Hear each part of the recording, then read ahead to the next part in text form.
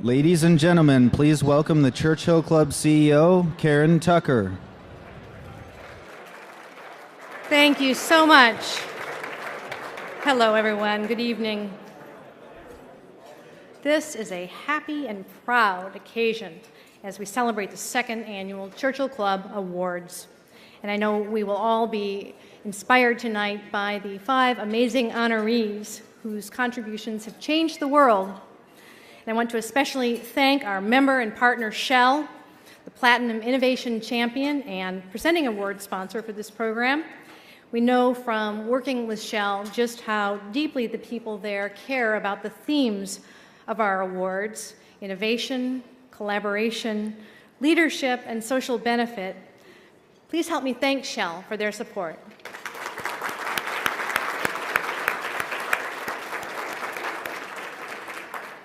Our Gold Innovation sponsor, who will also present an award tonight, is KPMG.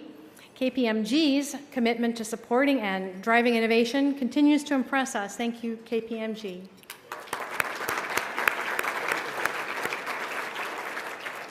And 3 other presenting sponsors, also outstanding companies with an enduring commitment to excellence and the values represented by our awards, are Accenture, Nair & Co., and SAP.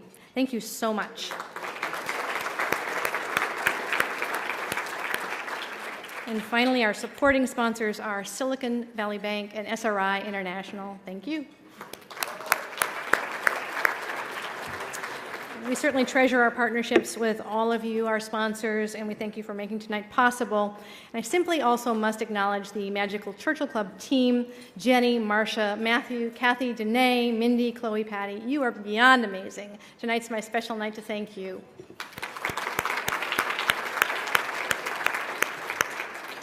And our curatorial team for this event: Michael Moon of the Moon Agency, Avery Lyford of Propel Solutions. Your creative genius and passion for the Churchill Club is one of our secret weapons.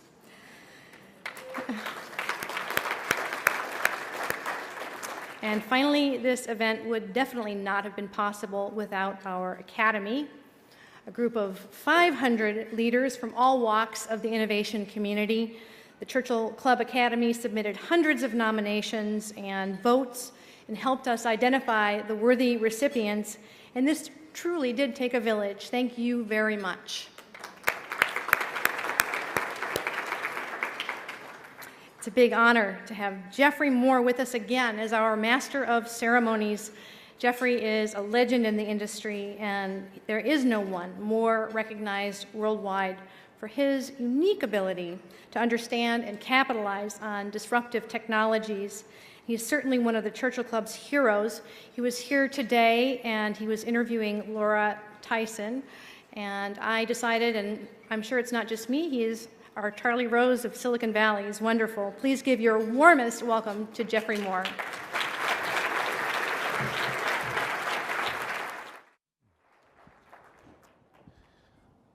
I definitely want Charlie's job. That is my job. Well, listen, just a couple of remarks before we kick this thing off. And basically, tonight's an awards ceremony, and your first thought is, well, gee, how much do I have to stretch my arm behind my back to pat myself on my back? Is this Silicon Valley patting itself on the back once again? And probably that's not what's necessary. And it's certainly not the spirit of the Churchill Club, and it's not the spirit of tonight's awards. Now, there's some exceptional people we're going to honor tonight, but in a funny way, it's not even really about the people themselves, although we are so delighted to honor them and they exemplify what this tonight is about. But the Churchill Club is about trying to capture the very, very best in the spirit of Silicon Valley and bringing that to the surface and finding ways to honor it, but also to expose all of us to that spirit so that it can inspire us, and that we can go forward each year and sort of act out that in the very best. We are very, very gifted in this valley and in this room, and it behooves us to sort of give that back to the world in energetic ways. And coming together at events like this is an attempt to say, look, let me reset the bar with you once again, because the performances that are getting honored tonight are truly exceptional, and they should be inspirational going forward. So I think it's kind of a call to us, to sort of each one of us, to raise the personal bars in our lives to make the next year's contributions that much higher and that much better. God knows the world could use a little help, so that's there. Okay, in that spirit, we're going to move right into the awards. So the first award of the evening is the Game Changer Award. And let me invite Dick Williams of Shell WindEnergy to the stage to present this award. So Dick, come on up.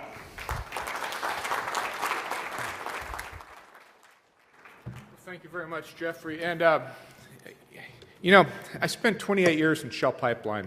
No one ever wanted to talk to me. I get the wind business, and I get to attend these really neat events. And it's a joy to me because I get to meet the people that I read about in Forbes and Fortune and USA Today. So it's an honor for me. You know, not all technologies are created equal. Some are nice to have, and how many of y'all can remember the Popeil pocket fisherman? You know, that's something that you really didn't need. But then you have some that you really can't think of living without right now. One of them is the smartphone. One of them is walking at home at night, turning on that switch in your house, and the lights just come on magically. Amazing. And the third one, as I noticed during the meeting today, was social media. And people very, very active on that. And at Shell, the innovation space is something that's core to us. And it is what we rely on to develop and deliver energy safely, efficiently, and sustainably to the world. And we take that very, very seriously. And at the core of this is a group called Game Changer. Y'all met some of those. They have the coolest business cards. They actually say Game Changer on them. And what they do is they help entrepreneurs take projects and ideas and get them through the funnel, hopefully to a marketable place. And I think during the afternoon, we had some pretty serious discussions about passion.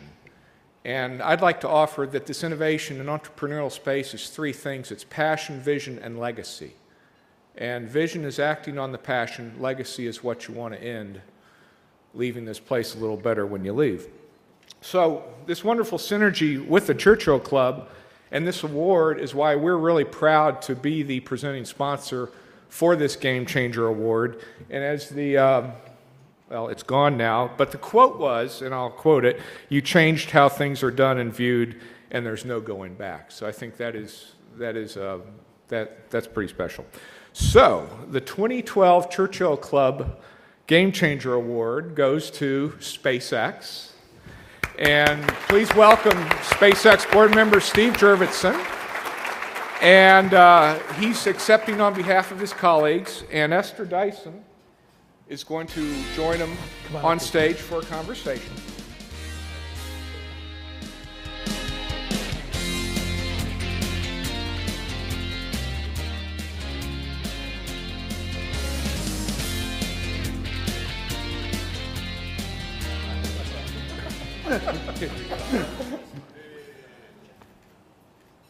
Okay, great. Okay.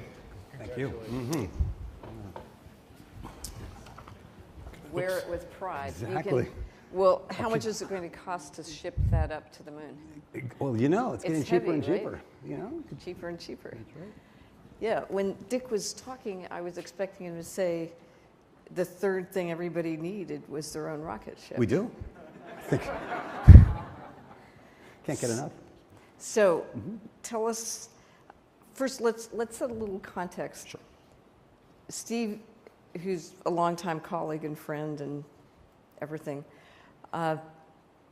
what's your role at SpaceX? Why are you accepting this award on their behalf? Let's be polite. I mean, why am I here, right? No one at Yeah, how come SpaceX it's works in the not Bay Elon? Area. They're hard at work down at LA, McGregor, Texas, where we were last week for a board meeting, in Florida and elsewhere around the planet. And so it's only because no one else could come here that you got your last straw.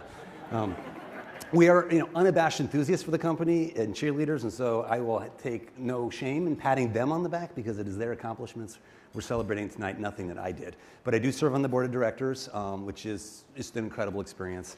We were early investors in the company and continue to be as supportive as we can. Yeah, normally Steve is very, very humble, but tonight he gets to brag. Only about that. So, what makes SpaceX a game changer? Yeah, I think they are absolutely a game changer. As I'm sure, and I hope everyone in the room knows, they accomplished an amazing thing this year, right?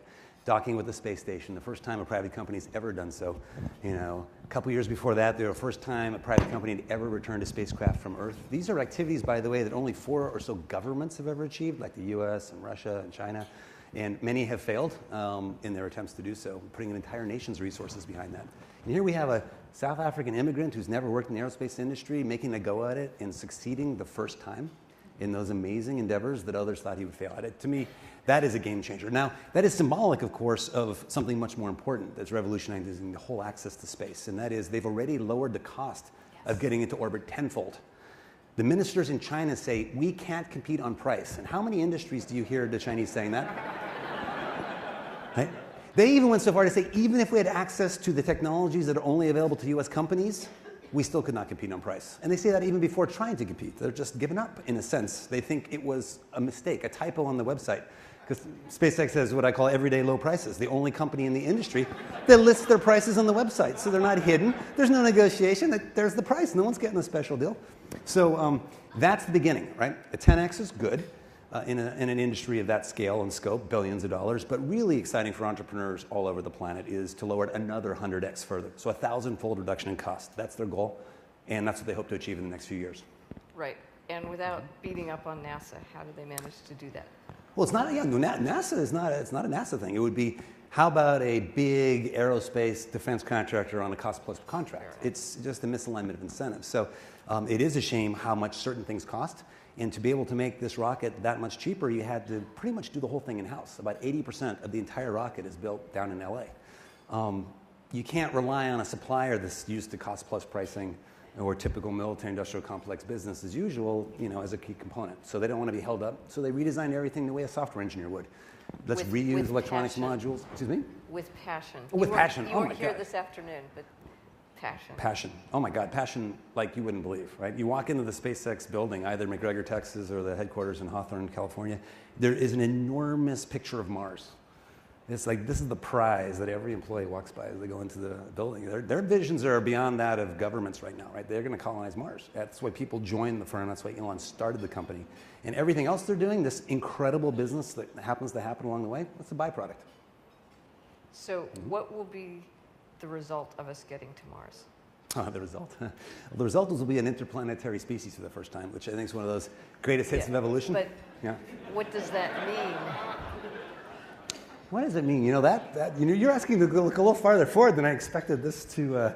It's like, okay, so now we colonize Mars. What's next? I mean, come on. No, I think that would be obviously philosophically and symbolically a major step. We're a nation of explorers. This is going to be the great frontier. It makes more sense to go there than the moon or asteroids for a permanent colony. But ultimately, it's learning. It's diversifying away from near-planetary risks.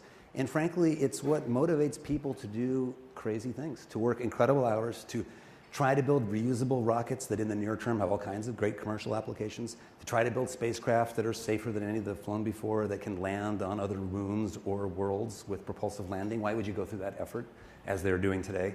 I think the more pragmatic, near-term answer to the question is the path to Mars creates incredible opportunities for all kinds of entrepreneurs to put up hundreds of satellites in place of one at a lower cost, right?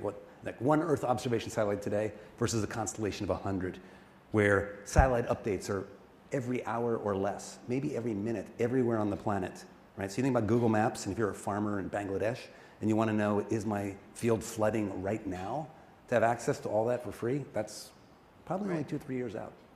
And then 40 years from now, when you're a farmer on Mars, you'll have the same thing. Exactly. That's right. It'll probably be microbial conversion at first, off to terraform what the resources you have there to produce oxygen, first CO2, then oxygen. And it's going to be a great greenhouse experiment. So is Elon going to do synthetic bio next?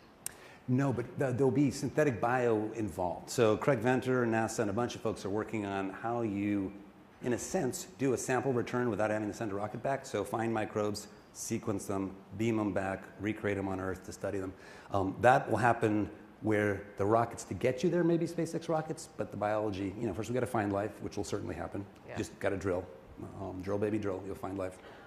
By the way, you do on Earth, right? If you drill down not that far, you find more biomass under the Earth's crust, surface that is, than all animals on land and ocean combined, right? So if you go down, the unknown microbial mat entirely underground exceeds everything we know above ground and in the water. It's just like if you go inside your own body, you That's right. find amazing forms of life that people didn't realize. That's right. You're talking my Flickr post on that? Whatever. Yeah. So, talk a little more. I mean, one of the issues with space is it's become so safety conscious and so kind of encrusted with regulations. And if NASA were to run mountain climbing, nobody would ever climb Everest because it's too dangerous. And it's not that SpaceX isn't safety conscious, but just talk a little more about how they managed to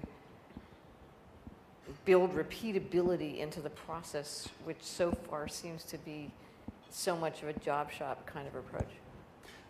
That's a very good question. The back half of it. The first half I would disagree with. I don't think NASA Because you're too polite.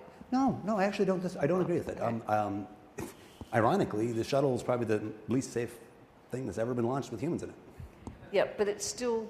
So they did that. The creation of it. To be safe now, yes, Whatever. there are regulations. So to the heart of your question, SpaceX aims for the Dragon capsule to be the safest craft ever flown. And there's a variety of ways of doing that that are integral to the capacity to land on other planets. Because if the spacecraft could land on Mars or the Moon or Earth, it by itself is a safety boat. It is the lifeboat. You don't need an escape tower that then you have to jettison when you're going like Mach 8 at a very dangerous time, and it itself could risk the flight. The whole thing is itself your safety capsule, your ship. So at all points of launch, at any point you could abort, from the pad to orbit. So that's the first step. They actually think that's a good idea because they want to get to Mars. You can't get there if you're doing dangerous things. And so the modular, like how do they get there? I think you hit the nail on the head. You know, Elon is a serial disruptor. I mean, that's one of the awards tonight. I think he wins that one also hands down, right? You know, commercial banking, regulated utilities with Solar City, and electric vehicles, and the whole automotive industry. Synthetic biology. Yeah, I mean, it's just one after another. But I just think about companies he founded, co-founded, or got started in some way. You know, 4 different industries like that. I mean, that's a serial disruptor. Anyway, but in the case of rockets, again, here's a software guy, primarily by training, education, and background, who took that mindset to how you build a rocket. So you launch a rocket with one engine, the Falcon 1, prove it, then just strap 9 of those exact same engines, Falcon 9. You have an engine, you know, or rather a body that you then duplicate for the Falcon Heavy, which will be twice as much thrust as the shuttle or any other rocket on Earth today. Yet it'll cost a fraction, right, of anything else that's flying today at that weight class. And you just make more of the same. So 27 of the exact same engine that you vetted with every prior flight. All the flight electronics are the same module, the same sets of FPGAs and circuit boards with just different software. The first to use object-oriented programming in a rocket. The first to use, you know, carbon fiber and aluminum lithium tanks and modern materials. It's basic stuff if you don't rely on suppliers. If you take a systems design to say, I'm not going to wait for any of those usual people to ship me the stuff they're used to shipping. I'm just going to start with a clean sheet of paper and say, what's the most efficient rocket we can build? And like to do that on a shoestring budget and get a 10x advantage. Oh, by the way, so like SpaceX achieved a 10x advantage spending a grand total developing that is less than other groups spent just building a launch platform that will never get used because the rocket got canceled.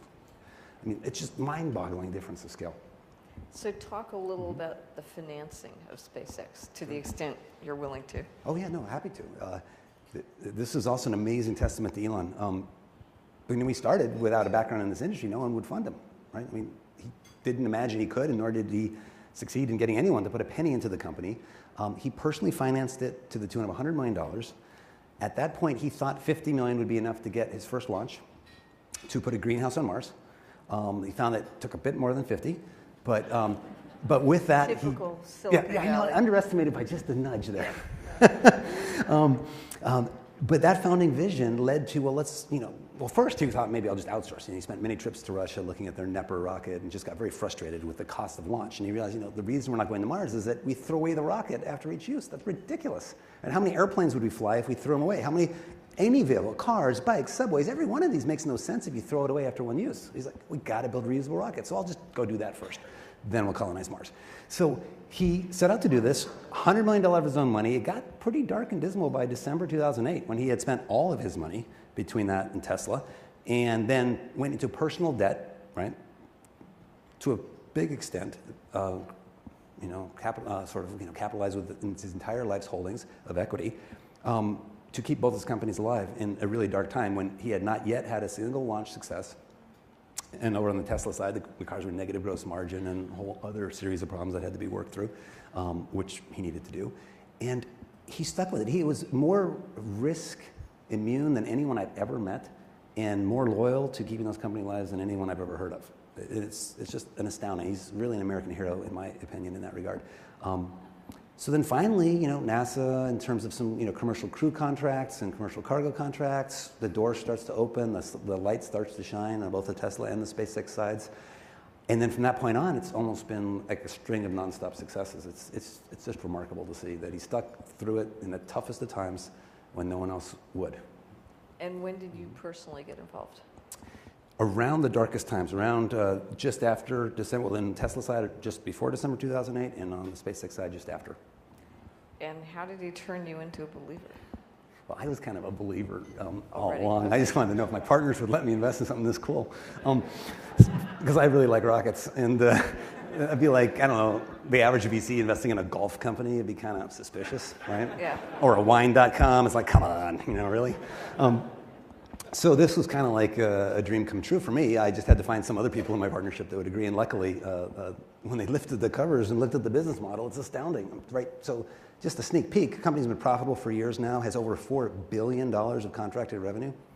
Has grown revenue more quickly than any company we've ever seen, except for one of his other companies, the solar one. So it's pretty astounding under the covers, and luckily that argument carried the day and overcame the obvious bias I have towards this. Because I like to launch rockets personally. I collect space artifacts. For those who don't know, I have a peculiar love for the field. And so other than the kind of obvious things working and so forth, what challenges do you see for it? Going forward? For SpaceX? Oh yeah, there's a lot. Politics. So the military-industrial complex, does not, get beaten easily, and they have many years of accustomed techniques of how to compete unfairly, right? Every crusty industry, something that's relevant to every entrepreneur if you think about it. When you compete with someone who's been in a business that has not faced real competition for decades, by definition, they figured out ways to compete in unfair ways. Take people to the football game, political contributions accumulating over decades. You have no idea what they can do, right? It's invisible things happen, right? So you go up against that installed base. But that's what Elon does, right? Banking, utilities, rockets, cars. These would be the places most entrepreneurs would fear to tread, and most who try die, right? In all those areas. So I don't know how he did it, frankly. I can't tell you the magic sauce going in the past, but in the future, what may have been dismissed as a novelty or thought of as oh yeah, let them play, I'm sure that every large company has woken up and is trying everything they can to crush it. And we know, of course, that some of the things, it's not just a hypothesis. We know what they're trying to do in some cases, but not all cases. So there's that. I think the better story will win, over time. It's hard to keep winning when you're 1,000x more expensive. That's the point where maybe argument starts to sway budgets. But 10x maybe not enough. Then there's others. You can obviously expect failures. Every rocket company has failures. Atlas took 13 failures in a row before they got a successful launch, so knock on wood. But just assume that at one point there'll be a launch failure. Hopefully the systems and methodologies and insurance that you buy for launch covers that, because the whole industry faces that. It's possible that there'll be, of course, technical hurdles. The step from here to Mars is not a slam dunk. It involves some serious technology development, and the only confidence building element for me is they have one of the best teams on Earth, right? The best graduates from aero-astro programs around the world, and the best talent flocks to the leader. So there's that, like with any industry, self-propelling dynamo that I'm betting on. So I have time for one more question. I assume you have a PayPal account and a Tesla. Sure, 2.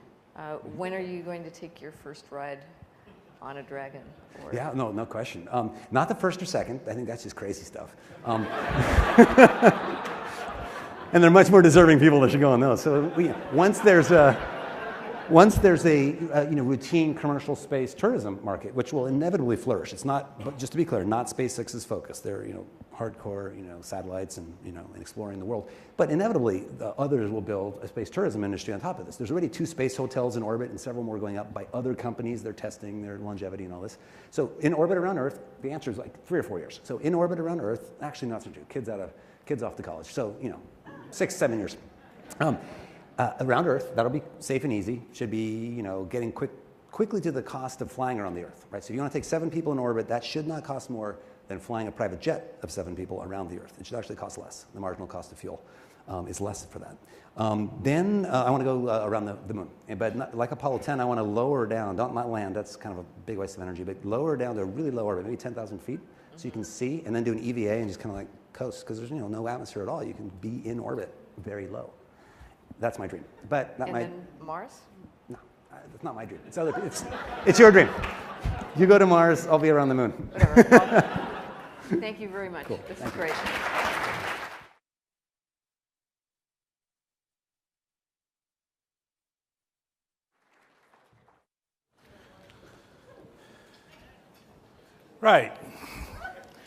Right, okay. So, takeaways, right? Actionable takeaways. No, if you think, so I was listening to this story, and it starts with such an outrageous goal that it's like, I don't even think my mind could have gotten to the goal. But if you look at what happened after the goal, there's something going on that we're going to see more than once tonight, which is the application of first principles. Once the outrageous goal was stated, the then was, okay, so this is a systems problem. What are the first principles? What is the clean sheet? How do you design for success? And essentially break every rule, because particularly when you're working up against a institutionalized monopolistic oligarchy that's had hundreds of, tens of years, decades of institutionalizing inefficient capabilities. There's plenty of stuff to work on there. But then the amazing thing, the two things that just absolutely blew me away, and Elon was here last year, and he's a very clear and humble guy. He's not a particularly outrageous guy, but risk immune. I mean, I didn't know, Steve, how much he put on the table to make that work. And then commitment to company. What you said about commitment to company, I thought was really amazing. So I am truly inspired, and I think it is amazing. So we're going to move on now to the second award of 5, and I'm very excited about this one. I'm going to have a chance to spend some time with this honoree. Our next award is the Legendary Leader Award, and I'd like to welcome Kelly Dempski from Accenture, who will present that award. Kelly?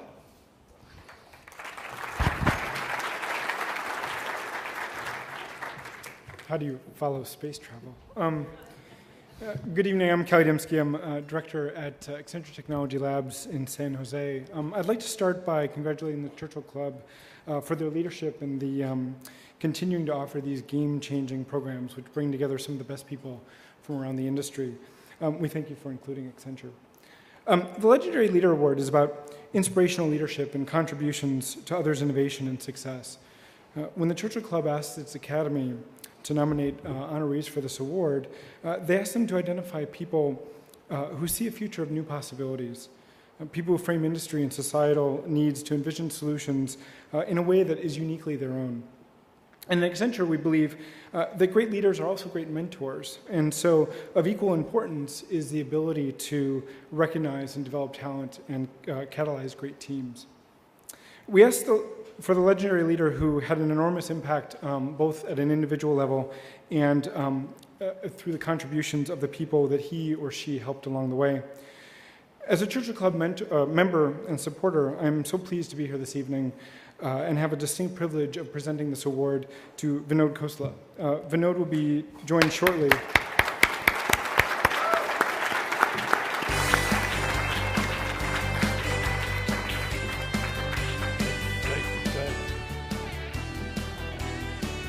All right, here we go.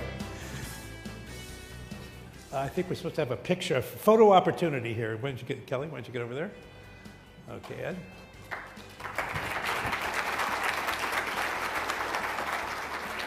Okay? Did you get a chance to complete your remarks? Okay, all right. Vinod, have a seat, please. I'm over here. Well, it's a pleasure to be starting this interview, and I think, I think most people in the room know you as a venture capitalist, and when you think about venture capital, you think about investing in leaders. So what is your thinking around leadership? How do you focus your thinking around leadership? Let me start with two of my favorite quotes. Okay. One was George Bernard Shaw, who said, "All progress depends on the unreasonable man." there's nothing reasonable about leadership. The other quote was Martin Luther King, who said, all human progress depends on the socially maladjusted guys like Elon Musk. Going to Mars, for God's sake. Going to Mars. No, it's a serious observation. And I didn't know Martin Luther King studied entrepreneurs, but apparently he did. Well, so how do you distinguish that person from someone who's certifiably insane? To me, there's a really important distinction. Yeah. Most of the world lives in the world of the past, and in some ways, incrementally extrapolating the past. The people Martin Luther King and George Bernard Shaw was referring to are people who invent the future they want. It's a modification of Alan Kay's quote. But there's a big difference between extrapolating the past to predict the future and to invent the future you want. And the great leaders invent the future they want. From my point of view, the problem with that is you have to take risks, the kinds of risks we just heard about. Yeah. And so leadership takes courage of your convictions. And there is no courage involved if you're not scared. I mean, I venture to guess Elon was scared at so many points. Scared shitless, excuse the language. That's the term that came to my mind. Right? But that's what courage is about. Because if you aren't scared, there's no courage involved. Yeah. And if you're doing reasonable things, other people would be doing it too. Yeah. So it's the unreasonable person who has the courage of their convictions and willing to do the things they want. That's what leadership and changing society is about. So I want to find a way to build a connection between leadership and what I guess I would call management. And management, I think, is more about extrapolating the past and sort of doing things that are more predictable. So when you're building a company and trying to take it to scale, how do you see the relationship between leadership and management? To me, those are very different things, and they're often confused. In fact, the most common mistake in venture capital is to take a manager and make him CEO. You absolutely will not make progress unless a new company, a startup, has a vision for the future. Managers don't have that. They don't understand it. Good leaders, good entrepreneurs get around them enough managers where they can focus on the vision and the leadership and staying true to that through good times and bad times, while the managers take care of the execution, helping them increase the probability they can reach their vision. I always tell entrepreneurs, be obstinate about your vision, like Elon was, but be flexible about tactics. Managers are very pragmatic about tactics. Yeah. They do a really good job. But it's only relevant if you have a vision that matters and you stick with it. Got it. So that's my difference. That's fair enough. So we had an interesting conversation today between, let's see, I think it was Rich Karlgaard and Mike Malone. And they're doing a book on pairs of leaders. And their thinking was that when they look around the valley, they see Hewlett and Packard, or they see, Steve Jobs and Steve Wozniak, or you see Bill Gates and Steve Ballmer. You see these pairs, and they believe in duets. And they had a really interesting discussion about duets. You and I were talking about that. Why don't you give your point of view on that? Well, being very polite about it seems like a load of crap. That's Vinod at his most polite. I just want you to know. That's as good as it gets. Okay. Look, there was no commonality between Steve and Woz. Yep. Right? And what Steve did was carry a vision, a very distinct vision, the first time around and the second time around. And we are fortunate that the second time around he got to come back and re-execute on his vision.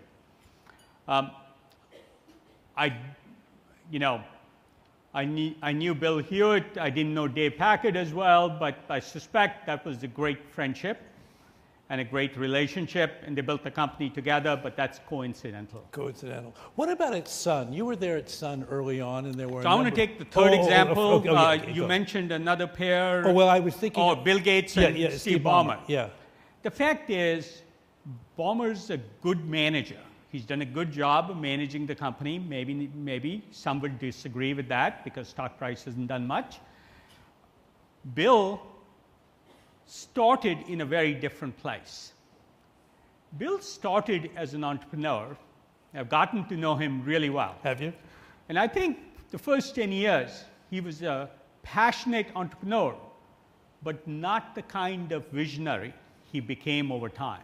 Interesting. I think Bill's become a real visionary over time. I don't think that partnership made a huge difference on Microsoft. And if some other CEO had taken the role at Microsoft, we'd still have a similar Microsoft. Okay. Maybe a little left, maybe a little right. So I don't think this duet theory holds. Okay. But when you're writing a book, you got to find an interesting topic and hope you get an advance. Careful. Author, careful. My apologies. Speaking of authorship, you yourself have weighed in with the pen, not at the book level. A couple of articles, but one recently came out in TechCrunch where you were reacting to the Wired magazine article about, I don't know if you saw this cover article of Wired magazine, but basically Vinod's article is called, "To be a successful entrepreneur, do you have to be a jerk?" And he was kind of reacting to, frankly, the presentation of Steve as a jerk. So what was your key point in that article? What were you trying to do? Yeah. This Wired magazine article that I had a visceral reaction against essentially said Steve was successful because he was a jerk. And nothing could be further from the truth. If you're going to be a leader, you have to have a point of view. Leadership is not about being popular, seeing where the polls are and following the polls or what other people think, or my favorite, all these English majors who become journalists and then write an article and CEOs want to do what the journalist said they should do.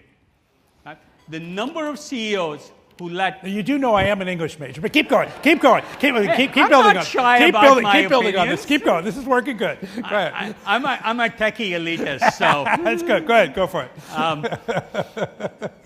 No, it's amazing how many CEOs follow what some writer in the New York Times decides to write about, and the CEO wants to respond and do that thing.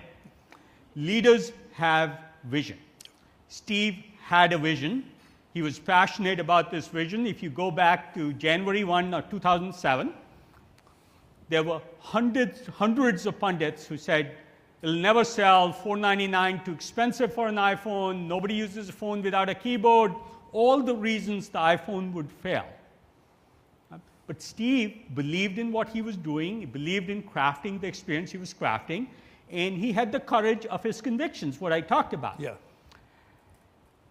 That is absolutely essential. So not listening to others is absolutely key to having a vision.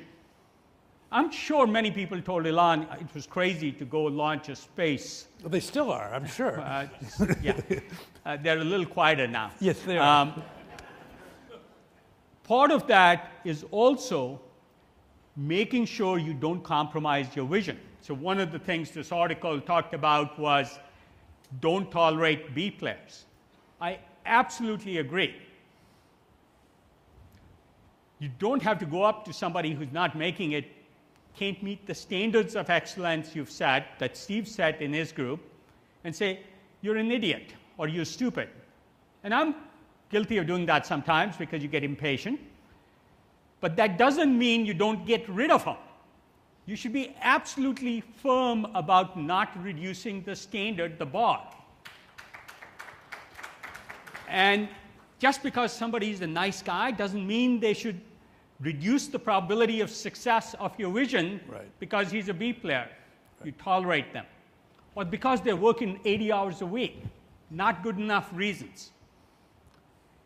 Don't compromise on the A players. Steve absolutely didn't compromise. How he did it, the Wired article contends, was improper. That that I believe you can do all that and do it fairly and gently. I also absolutely believe that, that while doing all this, you can absolutely be rigorously objective and unsentimental, and fair and honest and objective and totally transparent. All those sometimes are confused. They are. They are. But they are separate properties and they don't always go together. The last thing I want to say, and the last thing this article contended, was if you're going to be really successful, you have to give up on your family life, which really bugged me because I absolutely don't believe that through all of my life. There wasn't a month I didn't have dinner with my kids 25 nights a month. And I had my assistant actually report to me every month while my kids were young how many nights I had dinner at home. That's good. So none of these compromises have to happen, so that's why I was reacting to that article. And I think it's important. There's a distinction between compassion and sentimentality. And what I think I hear Vinod saying is it is perfectly appropriate to be compassionate, but don't be sentimental. Absolutely. And there are complicated decisions and difficult decisions, and moving a B player out of the way is not a complicated decision, but it could be a difficult one. And it's about leadership. Let me ask you a last question. Now, as you're looking at the next crop of leaders that you're investing in, do you see anything in the leadership style that's changing? I mean, if you're thinking about kind of leaders you've invested in the past decades and then the current decade, is there anything about leadership that's evolving in your mind? Yes, there is. It turns out, and I think all of us notice this, that the rate of change is accelerating. The faster things change, the less time we have to adjust. And what I find, and I've gotten in trouble for saying it, and I'll probably get in trouble again, but the older people are, the less likely they are to change rapidly. I'm 57, so I can say this, but after about 40 or 45, it takes a lot to change a person's behavior. Most people still support the haircut they had when they were 25. Pretty good indicator. I know everybody's sort of feeling nervous right now. I think it's about right, yeah. I've tried to convince myself to dye my hair purple or pink, but never had the guts to do it. Almost did one time, my wife will tell I you. was going to say. Okay. So what is happening in this much more dynamic and rapidly changing environment, more leadership is coming from much younger people. Okay. And so I'm spending a lot more time listening to the people under 25 than I did ever before, and I think that trend will continue. Yeah.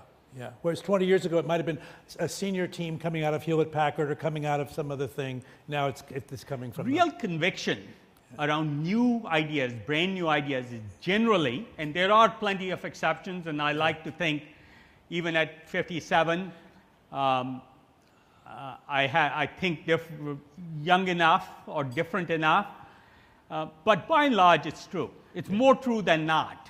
Yeah. Okay, well, listen, please join me in thanking Vinod and honoring him as a legendary leader. Thank you, everybody. Thanks a lot. Thank you, Vinod. Thanks a lot. Appreciate it. Great. Okay. Well, we're now to 3. We're 3 on the way to 5. Just to give you a sense of where you are in the evening. And I enjoyed that conversation, by the way, the last 50 minutes very much. This is kind of a fun gig I have. The third award is called the Magical Team Award. And one of those young people that Vinod was just referring to is going to come up here and accept it on behalf of his colleagues in his company. But the award is going to be presented by Sir Alan Collins of Nair and Company. Alan, would you please come to the stage?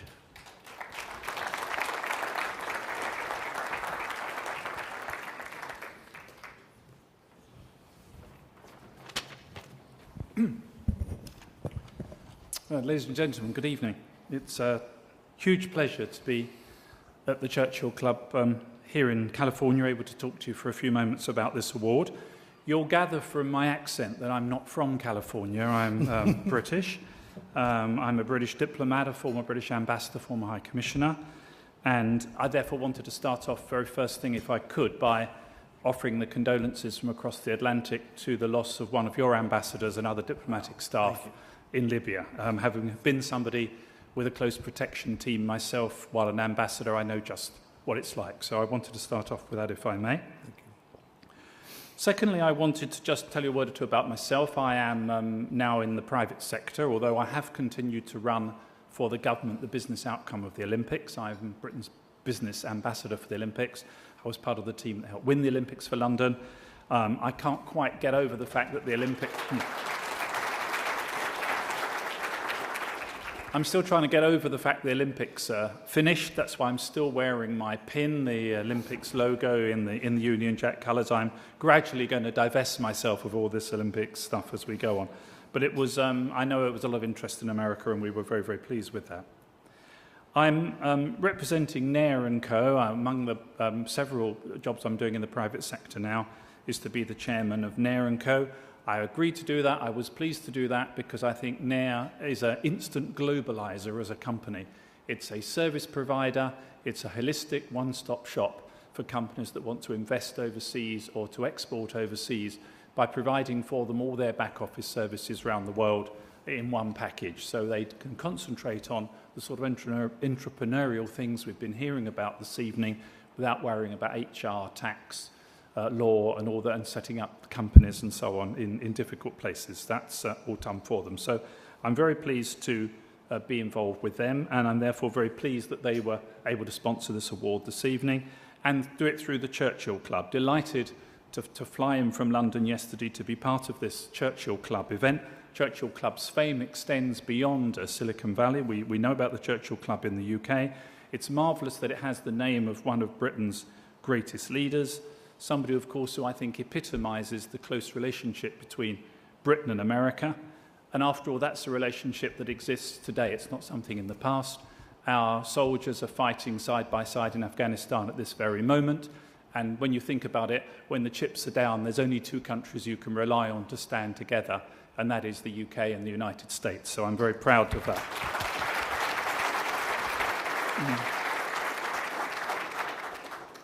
Now, in terms of this award, there are occasions when... It's not me, it's the chairman who is banging his microphone. There are occasions when you come across a company or organisation with a team or division that transcends expectations and manifests a sublime product or service. It might have resulted from years of work, or it might have resulted in a more flash of magic, one of these inspirations that comes upon us from time to time.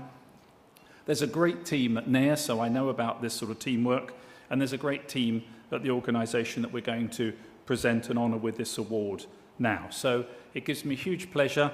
It was worth flying across the Atlantic to be able to say that the 2011 Churchill Club Magical Team Award goes to Box. And I'd like to welcome Aaron Levie to receive the award.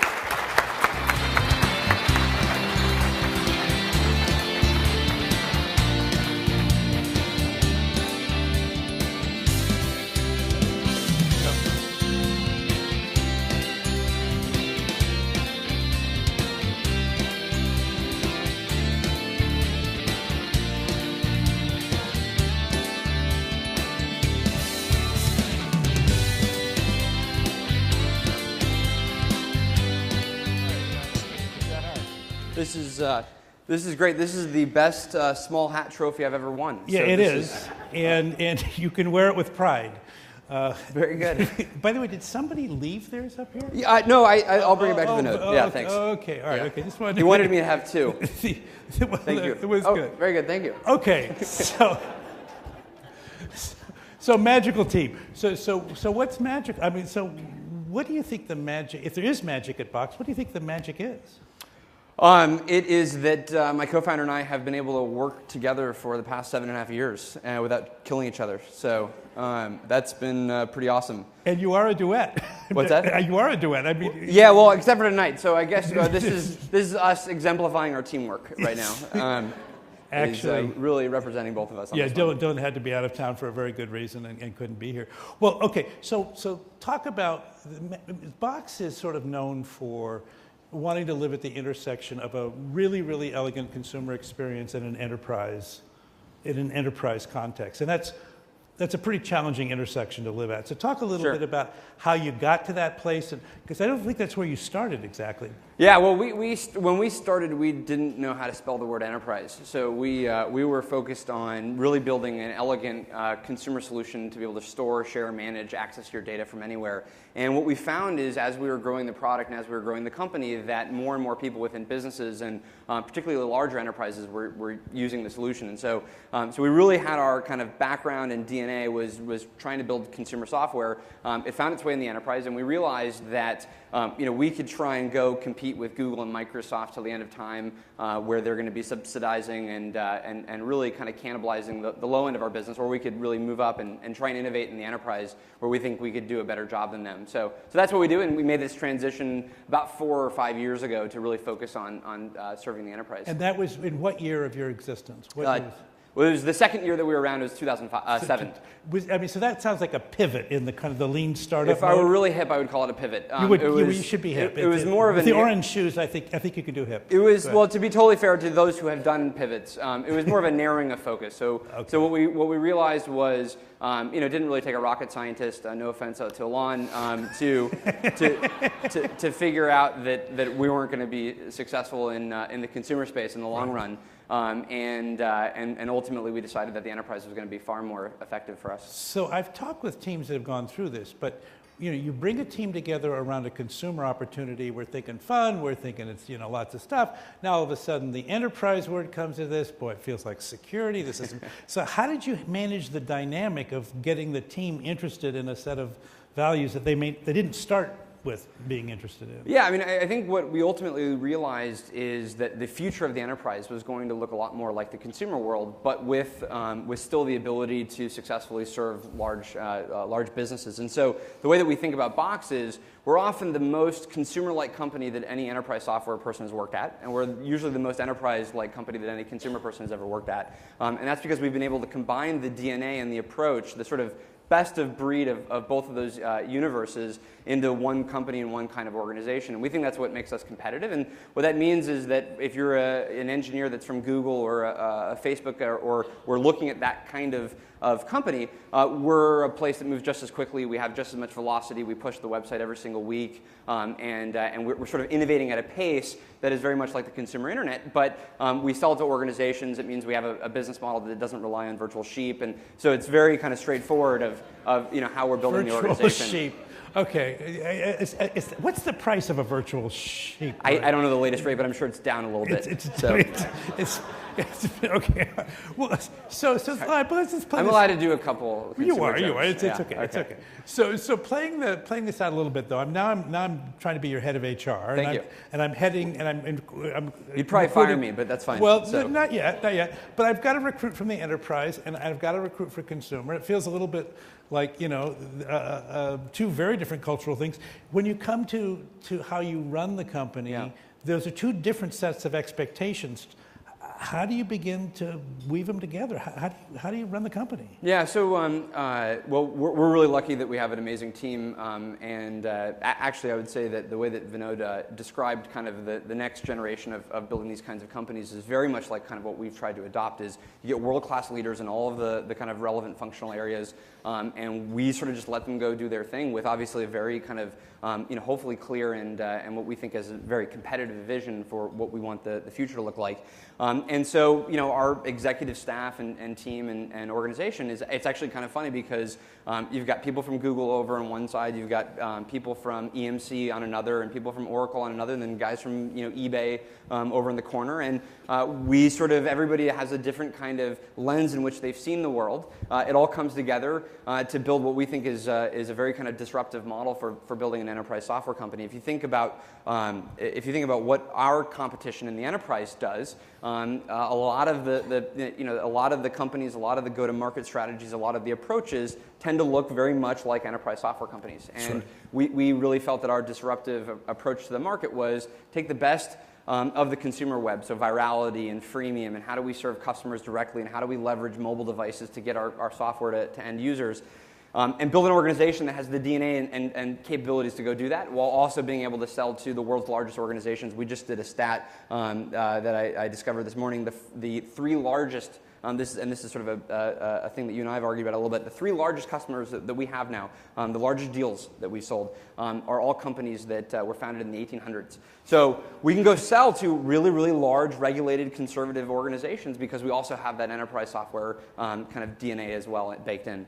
So the clock rate of the enterprise has historically been, more Big Ben, and the clock rate of the consumer more, atomic clock. So and how do you reset? I guess you're talking about pushing it once a week to the website. How do you reset or how often do you reset the vision? We were listening to Vinod saying, "Look, Aaron, we need you to have this vision and to be compelling with this vision."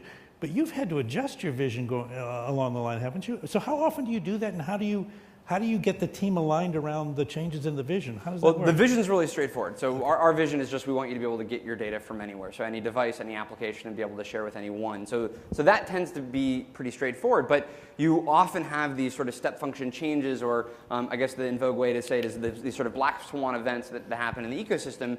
And I think it's the way that we've organized the business and the way that we view the world is to be able to adapt very